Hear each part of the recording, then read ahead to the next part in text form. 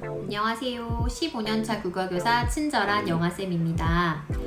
세 번째 영상인데요. 3, 4세 읽기에 대해서, 독서에 대해서 지난 영상, 두 번째 영상에 이어서 한번 얘기를 해보도록 하겠습니다.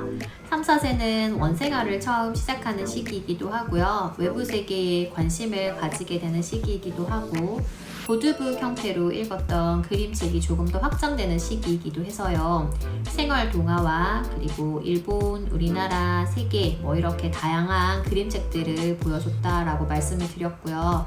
또 아이가 외부 세계에 관심을 가졌을 때 이 자연 관찰 책을 통해서 필요한 지식들을 확인하는 것도 연습을 하면서 책을 읽었던 시기라고 지난 영상에서 말씀을 드렸습니다. 이번 영상에서는 이 시기 아이들에게 과연 필요할까? 라고 생각될 수 있는 수학 동화와 과학 동화 읽은 이야기를 조금 해보려고 합니다. 그럼 시작할게요. 수학 동화를 읽어줘야겠다라고 생각하게 된 계기는요. 아이가 이 시기쯤 되면 숫자를 조금씩 인지하기 시작을 하잖아요. 근데 한글을 읽기 전에 그 차 번호판 이런 거를 읽는데 너무 신기한 거예요. 쟤 막 기어다니고 말도 못하고 그랬었는데 어느 순간 말도 하고 숫자를 알아. 세상에 어떻게 기호를 알 수가 있지? 이런 생각이 들어서 너무 감탄스러웠어요. 그런데 그 숫자를 처음 인지한 아이와 함께 매일 1, 2, 3, 4, 5, 6, 7, 8, 90까지만 할 수는 없잖아요.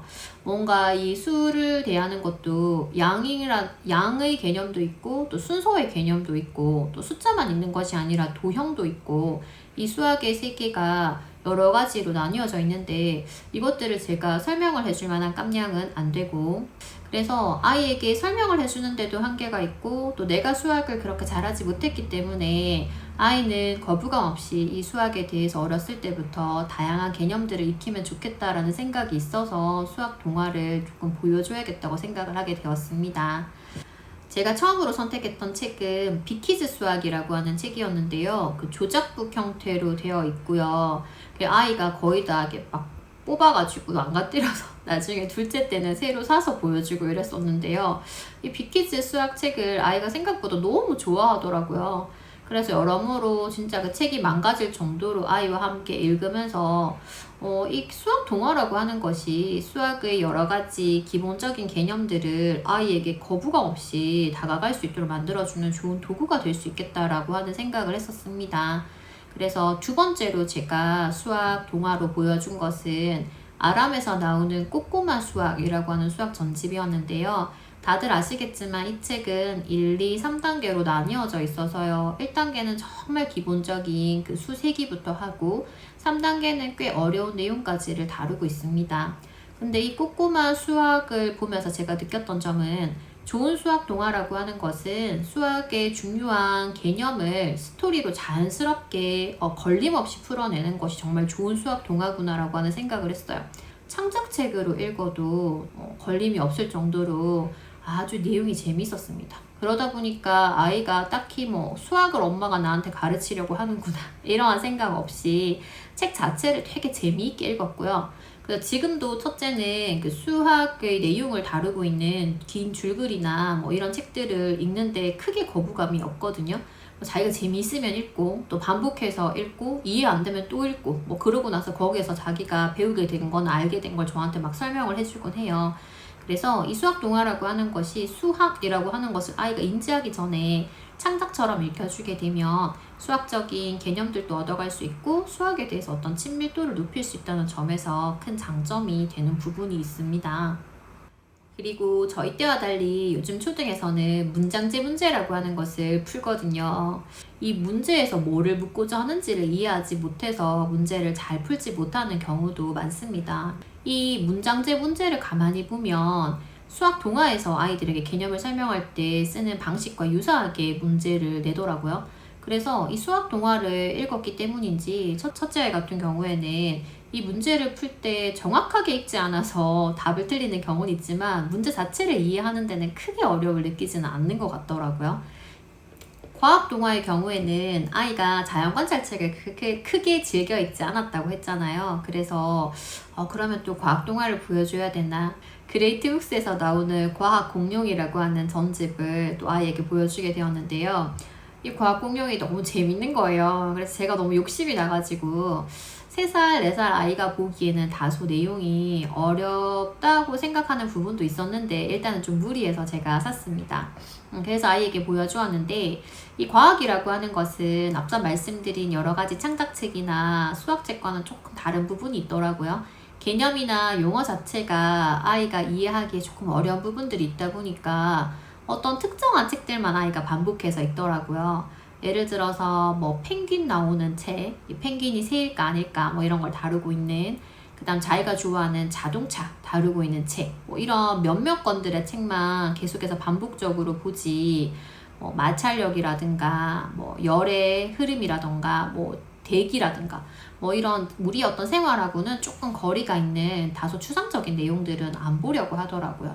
아이가 그 전체를 다 보지 않는다고 해서 아이에게 푸시를 가하진 않았고요. 다만 이 책에 나오는 개념이라든가 용어를 좀 친절하게 풀어서 설명을 해주려고 많이 노력을 했습니다. 예를 들어서 마찰력이라고 하는 용어가 나오면 찰이라고 하는 것이 문지르다라는 의미이고 력이라고 하는 것은 힘이라는 의미다. 그래서 마찰력이라고 하는 것은 물체의 움직임을 방해하는 힘이다. 이렇게 용어에 대해서 설명을 해주었고, 또 이 과학 공룡을 아이가 세이펜으로 많이 듣기도 하고 저하고도 많이 읽다 보니까 이 과학책에 자주 등장하는 용어들에 일단은 익숙해지더라고요. 어린이집에서 뭐 이런 관련된 교육을 하거나 이럴 때도 다른 아이들은 뭐 피는 빨개요 이렇게 얘기하는데 적혈구, 백혈구 뭐 이런 얘기하니까 당연히 칭찬받겠죠. 그러면 또 나중에 아는 척 하고 싶어가지고 책을 다시 읽고 이렇게 선순환이 자꾸 되더라고요. 이 과학의 경우에는 초등에 와서 공부를 할 때도 정확한 개념을 익히는 것이 우선인데 그 개념의 밑바탕에는 어휘력이 깔려있기 때문에요. 이런 식으로 용어의 의미를 하나하나 뜯어보고 또 자연관찰책처럼 본인이 궁금한 사실을 책을 통해서 확인할 수 있다는 점을 기준으로 해서 책을 읽혀주면 확실히 나중에 아이가 정말 책을 스스로 능동적으로 읽을 수 있게 되었을 때 큰 도움이 되는 것 같습니다.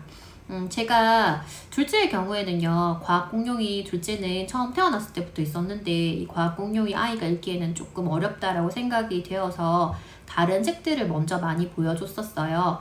예를 들어서 뭐 별똥별 외계인이나 아니면 물아저씨나 신기한 스쿨버스 뭐 이런 책들을 보여주었는데요. 다양한 책들을 이렇게 같이 보게 되니까 아이가 관심도 빨리 가지게 되고 이해도 훨씬 높아지게 되더라고요.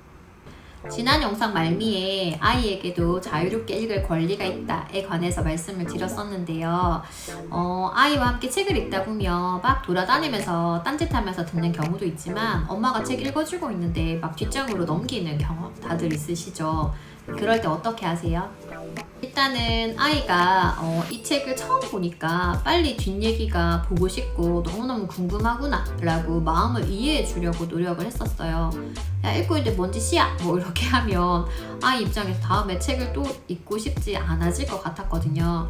엄마가 지금 책 줄 테니까 너 끝까지 다시 보고 우리 다시 읽을까? 뭐 이렇게도 물어봤었고요.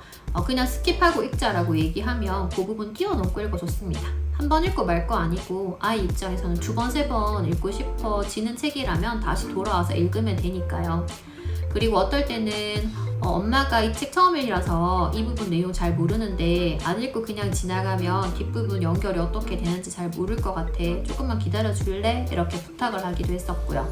그래서 상황에 맞게 아이가 기다려줄 수 있다면 그 부분을 읽고 지나가고 기다릴 수 없다면 아이에게 먼저 끝까지 볼 수 있는 기회를 주시든가 아니면 스킵하고 지나가든가 해도 괜찮습니다.